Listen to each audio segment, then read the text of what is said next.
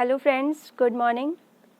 तो हम geomorphology start कर चुके हैं और जियोमॉर्फोलॉजी में हमने पिछले लेक्चर में ये जाना था कि हम अर्थ के लैंडफॉर्म्स की स्टडी करते हैं और अर्थ के लैंडफॉर्म्स की स्टडी करते हैं यानी अर्थ की बात हो रही है। अब प्रश्न ये है कि पृथ्वी आई कहाँ से? अगर पृथ्वी सौर मंडल में है तो सौर मंडल की उत्पत्ति कैसे हुई, और अगर सौर मंडल ब्रह्मांड में है तो ब्रह्मांड की उत्पत्ति कैसे हुई? तो इस पर पुराने समय के विद्वानों ने अपने अनुभव, अपने अनुमान और अपनी कल्पना के अनुसार अपने अपने स्टेटमेंट दिए, अपने अपने सिद्धांत दिए, जिसको आज हम डिस्कस करेंगे डिटेल में। तो पुराने समय में पृथ्वी की उत्पत्ति से संबंधित जो भी सिद्धांत दिए गए विद्वानों द्वारा, उन्हें हम डिस्कस करेंगे। तो सबसे पहले पृथ्वी की उत्पत्ति के बारे में दो तरह की संकल्पनाएं सामने आई, धार्मिक संकल्पना और वैज्ञानिक संकल्पना। धार्मिक विचारधारा तो आज के वैज्ञानिक युग में मान्य नहीं है और वैज्ञानिक संकल्पना, इसे भी दो कैटेगरी में बांटा गया। अब वैज्ञानिक संकल्पनाओं में सबसे पहली संकल्पना जो हम देख रहे हैं वो हम इमैनुअल कांट की वायव्य राशि परिकल्पना को देख रहे हैं, जो कि 1755 में आई थी। कांट महोदय ने बताया कि सौर परिवार के पिंडों की रचना किसी अलौकिक शक्ति से बने पदार्थ से हुई है। ये पदार्थ स्थिर मेघ की तरह है जिसमें ग्रेविटेशनल फोर्स होने की वजह से उसके कण आपस में टकराने लगे। उसके सभी कण आपस में टकराने लगे और नज़दीक आ गए, जिससे ताप बढ़ा और गति भी बढ़ी और एक तप्त निहारिका का निर्माण हो गया।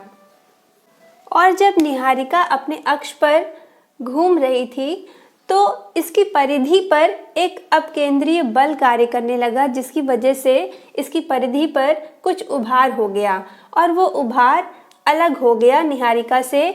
जो उभार अलग हुआ उससे ग्रह और उपग्रह बन गए और बचा हुआ निहारिका का शेष भाग सूरज बना और इस तरह से सौर परिवार की रचना हो गई, ऐसा इमैनुअल कांट का कहना था। उसके बाद दूसरी जो संकल्पना है वो है मार्क्वेस डी लाप्लास की निहारिका परिकल्पना, जो कि 1776 में आई थी, 1776 में, और इनकी बुक का नाम था exposition of the world system, जिसमें इन्होंने अपनी ये परिकल्पना प्रतिपादित की थी। इन्होंने इमैनुअल कांट महोदय की वायव्य राशि परिकल्पना में थोड़ा सा संशोधन किया बस, और इन्होंने कहा कि पहले से ही एक तप्त निहारिका थी। गुरुत्वाकर्षण शक्ति के कारण तप्त निहारिका संकुचित होने लगी और अपने अक्ष पर घूमने की गति से निहारिका की परिधि पर अपकेंद्रीय बल काम किया और उभार हो गया, ज्वारीय उभार हो गया। और परिधि पर जो ज्वारीय उभार हुआ वो निहारिका से अलग हो गया और उससे ग्रह और उपग्रह बन गए और निहारिका का बचा हुआ जो शेष भाग था वो सूरज बन गया और इस तरह से सौर परिवार की रचना हो गई। इन दोनों संकल्पनाओं को अद्वैतवादी संकल्पना कहा गया, क्योंकि दोनों संकल्पनाओं में पृथ्वी की उत्पत्ति केवल एक तारे से बताई गई है, जबकि द्वैतवादी संकल्पनाओं में एक से अधिक तारों की बात की गई है पृथ्वी की उत्पत्ति के बारे में। अब द्वैतवादी सिद्धांतों में पहली जो परिकल्पना है वो है टीसी चैम्बरलिन और मोल्टन की ग्रहाणु परिकल्पना। अब इसमें इन्होंने ये बताया कि एक सूर्य था और एक बहुत बड़ा नक्षत्र सूर्य के एकदम पास से होकर गुजर गया, और जब ये नक्षत्र सूर्य के एकदम समीप आ पहुंचा था तब सूर्य से एक गैसीय उभार उत्पन्न हुआ और ये गैसीय उभार सूर्य से अलग हो गया और यही उभार जो अलग हुआ ये ग्रह और उपग्रह बना और इस तरह से जो ग्रह उपग्रह बने वो सूर्य की परिक्रमा करने लगे और सौर मंडल की रचना हो गई। और एक और विद्वान जेम्स जीन्स महोदय ने भी 1919 में अपनी ज्वारीय परिकल्पना में चैम्बरलिन और मोल्टन महोदय की परिकल्पना से मिलती जुलती ही बात कही थी।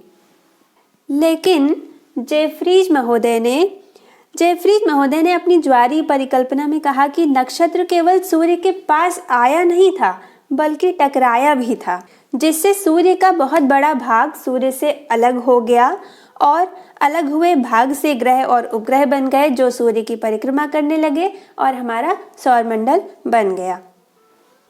उसके बाद नेक्स्ट जो परिकल्पना है वो है H.N. रसेल की युग्म तारा परिकल्पना।